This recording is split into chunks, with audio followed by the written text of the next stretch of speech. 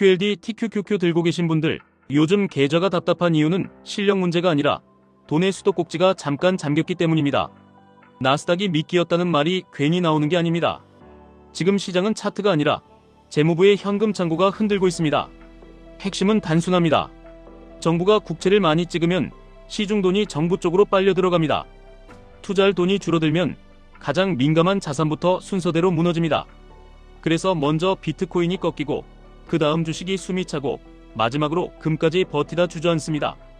이 순서가 우연처럼 보여도 유동성의 성격을 알면 너무 자연스럽습니다. 시중에 돈이 마르는 과정은 보통 이렇게 진행됩니다. 감세 같은 큰 법안이 통과되면 동시에 부채 한도를 올리거나 적자를 키우는 장치가 붙습니다. 그러면 재무부는 마음껏 국채를 발행할 수 있고 그 국채를 시장이 받아주는 동안 현금이 재무부로 이동합니다. 재무부가 들고 있는 현금 잔고가 늘었다는 건 어디선가 그만큼 돈을 끌어왔다는 뜻입니다. 시장 입장에서는 피가 뽑힌 겁니다. 피가 뽑히면 레버리지는 먼저 어지러워집니다. TQQQ가 멀미나는 이유가 딱 여기 있습니다. 여기서 중요한 포인트가 하나 더 있습니다. 왜 하필 이런 시점에 굳이 증시를 눌러버리느냐입니다. 선거가 멀리 남아있을 때 주가를 올려봤자 사람들은 그걸 오래 기억하지 않습니다. 주가가 꺾이는 타이밍이 선거 직전이면 그게 표로 연결됩니다. 그래서 가장 잔인하지만 가장 현실적인 전략이 나옵니다. 지금은 실탄을 모으고 나중에 풀어서 선거 직전까지 끌고 가는 겁니다. 실탄이라는 건 결국 재무부 현금입니다. 초반에는 국채 발행을 많이 해서 현금을 쌓습니다.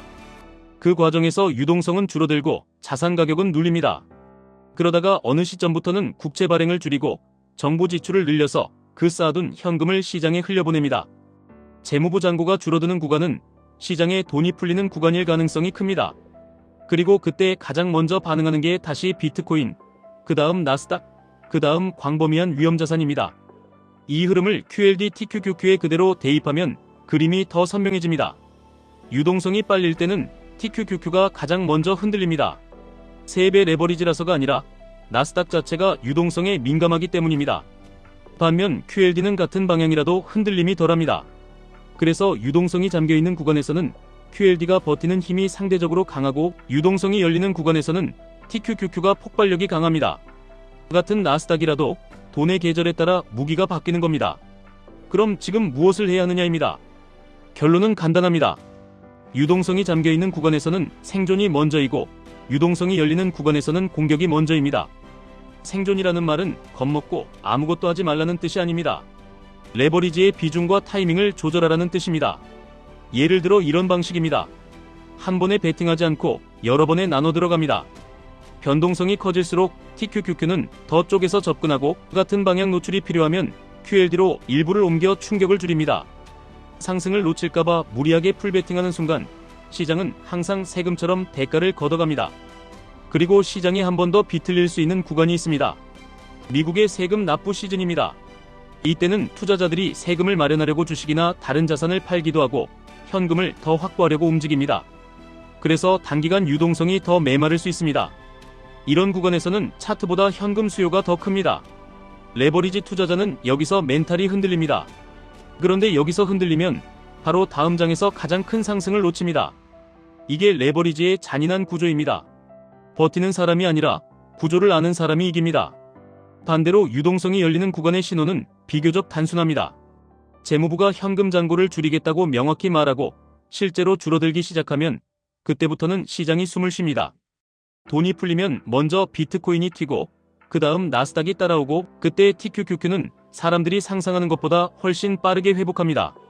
그래서 저는 이런 흐름을 이렇게 정리합니다. 잠길 때는 QLD로 버티고 열릴 때는 TQQQ로 달린다. 둘 다 같은 방향이지만 파도에 맞는 보드가 다릅니다. 여기서 많은 분들이 바로 이런 생각을 하실 겁니다. 그러면 지금 다 팔아야 하느냐? 아닙니다. 중요한 건 매도 버튼이 아니라 비중과 속도입니다. 레버리지 투자에서 가장 흔한 실수는 둘 중 하나입니다. 바닥에서 공포로 던지고 꼭대기에서 흥분으로 따라잡는 겁니다. 구조를 알고 있으면 이렇게 바뀝니다. 흔들릴수록 더 잘게 나누고 확률이 좋아질수록 더 과감해집니다. 그래서 유동성이 잠기는 구간은 매수의 결단이 아니라 매수의 설계가 중요한 구간입니다. 또 이런 질문도 나옵니다. 비트코인이 먼저 움직였다면 비트코인을 기준으로 판단하면 되느냐? 어느 정도는 맞습니다. 비트코인은 유동성에 가장 민감한 자산 중 하나라서 선행 신호가 되기도 합니다. 다만 그대로 따라 사라는 뜻이 아닙니다. 비트코인이 먼저 흔들리면 나스닥도 긴장해야 한다. 비트코인이 먼저 살아나면 나스닥도 숨통이 트일 가능성이 커진다. 이 정도로 해석하면 됩니다. 금은 끝났느냐, 이것도 자주 나옵니다. 금은 끝난 게 아니라 마지막까지 버티던 자산이 손절 라인에 닿은 것뿐입니다. 유동성이 아주 세게 잠기면 금도 팔립니다. 다만 금의 역할은 단기 수익이 아니라 시스템 불안과 인플레이션 리스크에 대한 방어입니다. 그래서 금을 단기 예측으로 들이대면 계속 틀립니다. 금을 들고 있는 이유가 무엇인지부터 다시 정리하셔야 합니다. 그리고 마지막으로 가장 중요한 질문이 있습니다. 이런 그림이 진짜로 작동하면 개인 투자자는 무엇을 체크해야 하느냐입니다. 저는 복잡하게 말하지 않겠습니다. 세 가지만 보시면 됩니다. 재무부의 현금 잔고가 늘고 있는지 줄고 있는지, 국채 발행이 시장을 압박하고 있는지 완화되고 있는지, 그리고 그 흐름이 언제부터 바뀌는지. 이 세 가지를 보면 왜 QLD가 버티고 왜 TQQQ가 폭발하는지가 설명됩니다. 차트는 결과이고 유동성은 원인입니다. 정리하겠습니다. 나스닥이 미끼였다는 말의 진짜 의미는 가격이 아니라 타이밍입니다. 시장을 올리기 위한 타이밍을 만들기 위해 먼저 시장을 눌러서 실탄을 장전하는 구간이 있습니다. 그 구간에서는 레버리지의 멀미가 심해집니다. 그 다음 구간에서는 레버리지가 사람을 부자로 만들 만큼 빠르게 움직입니다. QLD, TQQQ는 방향만 맞추는 게임이 아니라 돈이 들어오고 나가는 문을 읽는 게임입니다. 투자 결정은 본인 책임입니다. 하지만 구조를 아는 순간 공포가 줄어듭니다. 공포가 줄어들면 수익이 늘어납니다. 지금까지 1분 투자 하이젠버그였습니다.